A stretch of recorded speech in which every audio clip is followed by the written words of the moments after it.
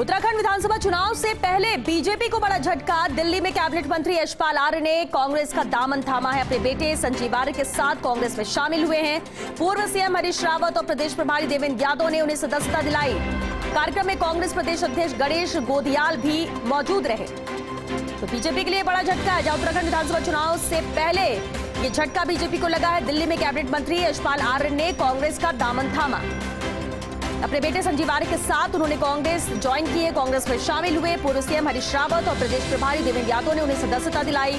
कार्यक्रम में कांग्रेस प्रदेश अध्यक्ष गणेश गोदियाल भी मौजूद रहे।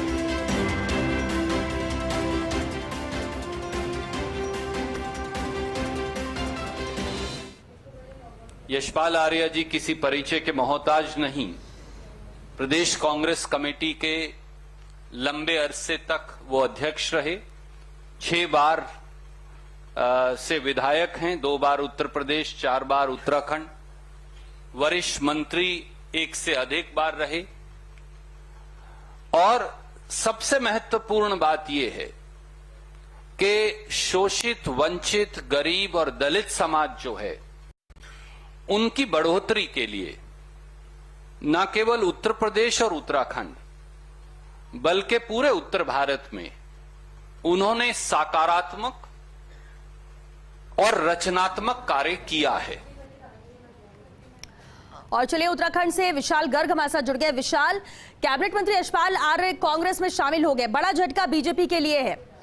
किस तरह से फायदा इससे कांग्रेस को मिलेगा? बिल्कुल साफ तौर से कहा जा सकता है कि एक बड़ा झटका बीजेपी को लगा है, क्योंकि देखिए कैबिनेट मंत्री और वरिष्ठ मंत्री हैं यशपाल आर्य, और जैसे कि हम देखते आ रहे हैं कि लगभग 6 बार के विधायक रह चुके हैं उत्तर प्रदेश से उत्तराखंड तक। और जिस तरह से देखिए उनके बेटे और आज वो कांग्रेस में शामिल हुए हैं दिल्ली में जाकर के।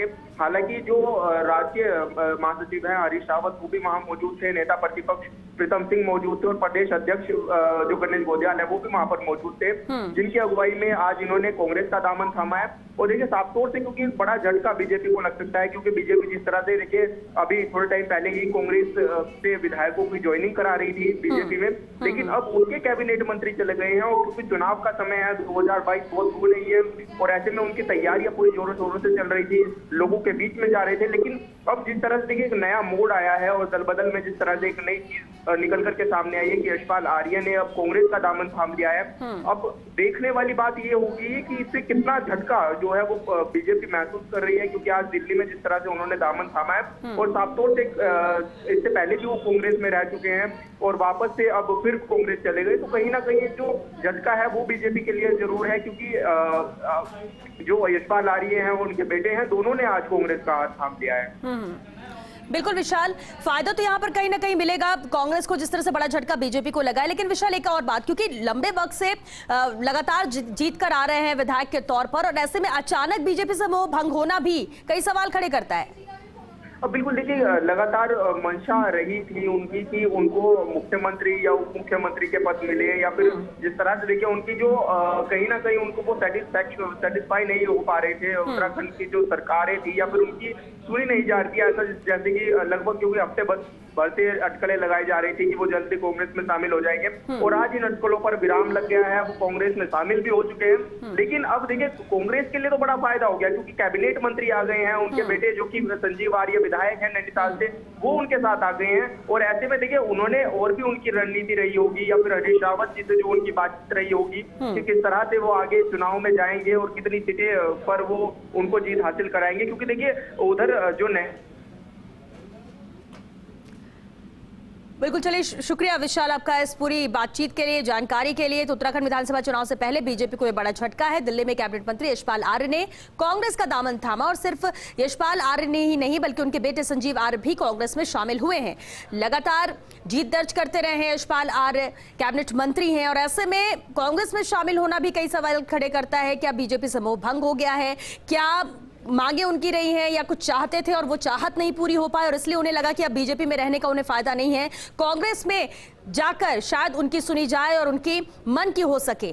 कई चीजें होती हैं जब चुनाव होते हैं, चुनाव से पहले जब दिग्गज भी इधर से उधर होते हैं, पार्टियां बदलते हैं, नाराजगी व्यक्त करते हैं, और ऐसे में उत्तराखंड विधानसभा चुनाव से पहले बीजेपी को बड़ा झटका है जब दिल्ली में कैबिनेट मंत्री यशपाल आर्य ने कांग्रेस का दामन थामा है।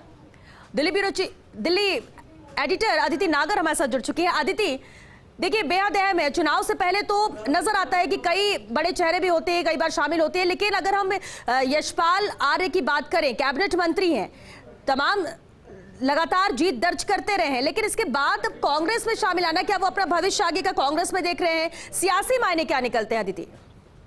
सबसे पहले तो ये सरकार बदलने का मसला, सरकार में मुख्य चेहरे बदलने का मसला या मुख्यमंत्री का चेहरे बदलने का मसला उत्तराखंड से शुरू हुआ था। और उत्तराखंड में सत्य ये है कि कांग्रेस और बीजेपी दोनों में अंदरूनी राजनीति बहुत उबाल है और उसको दोनों ही पार्टियों ने कंट्रोल करने की कोशिश की थी। लेकिन जब उत्तराखंड में मुख्यमंत्री का चेहरा बदला गया और जो नाम सामने आया, उससे काफी सीनियर नेताओं को धक्का लगा। उनको ये उम्मीद थी कि अगर कोई चेहरा होगा ऐसा जो सीनियोरिटी के लेवल पे होगा, एक्सपीरियंस के लेवल पे होगा, तो उनमें से यशपाल ही वही मंत्री थे, यशपाल आर्य, जो मान रहे थे कि कहीं ना कहीं वो बहुत मुख्य चेहरों में आते हैं, उनका एक्सपीरियंस, तमाम चीजें, जैसा पता आपने खुद भी उनका वर्णन करते हुए बताया। तो तभी से यशपाल आर्य उस बात से कहीं ना कहीं पार्टी से नाराज थे।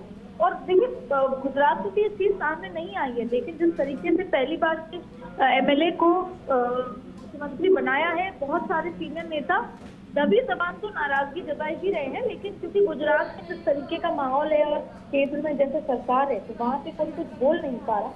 उत्तराखंड में भी इस तरह के हालात हैं, चुनाव सिर पर है। और यशपाल आर्य ने जब बातचीत करी कांग्रेस से संपर्क में आए, तो इसी तरह का उम्मीद जताया कि हमने अगर ये बदलाव कांग्रेस की इस कार्य प्रणाली में कर दिए तो कांग्रेस की सरकार आना कोई बहुत बड़ी बात नहीं है।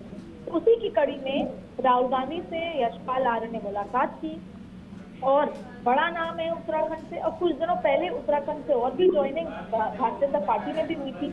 और आगे आने वाले दिनों में श्वेता आप देखेंगी कि भारतीय जनता पार्टी में बहुत और सारी ज्वाइनिंग होनी है, जब उत्तराखंड और जम्मू कश्मीर और सारी जगह से बहुत सारी ज्वाइनिंग होनी है। लेकिन ये कांग्रेस के खेमे में एक बड़ा, जो गुलदस्ते में बड़ा फूल यहाँ पर उत्तराखंड के उसमें आया है, जो कि मिनिस्टर हैं, सीनियर बीजेपी नेता हैं यशपाल आर्य जिन्होंने, और बीजेपी एमएलए हैं संजीव आर्य, दोनों ने ही कांग्रेस ज्वाइन कर ली है और कांग्रेस में शामिल हो रहे हैं। और आप तस्वीरों में देखें कि किस तरीके से केसी वेणुगोपाल और जो देवेंद्र जी हैं, जो कि प्रभारी हैं, रणदीप सुरजेवाला, ये तमाम लोग, और हरीश रावत जो उत्तराखंड के नेता हैं, तमाम लोग, और उत्तराखंड के और नेता तस्वीर में आपको बीजेपी कांग्रेस हेडक्वार्टर में दिखे और ज्वाइनिंग हुई।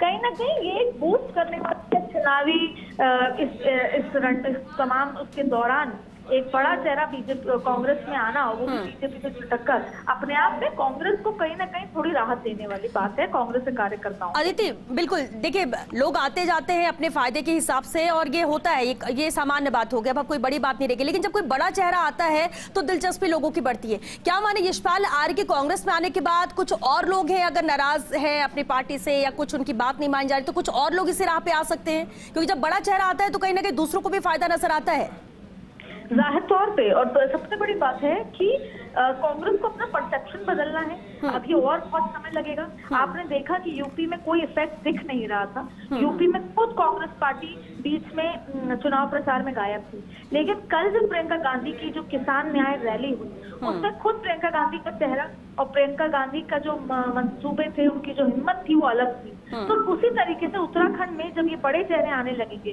तो और भी जो लोग नाराज हैं, और उत्तराखंड में अगर कांग्रेस का भविष्य दिखने लगेगा तो एक नहीं कई लोग छूटकर कांग्रेस शामिल हो सकते हैं, और कांग्रेस से कई लोग अगर बीजेपी में भविष्य देखते हैं तो बीजेपी में जा सकते हैं। तो आने जाने का दौर अभी लगता रहेगा लगातार, जब तक टिकट वितरण नहीं हो जाता।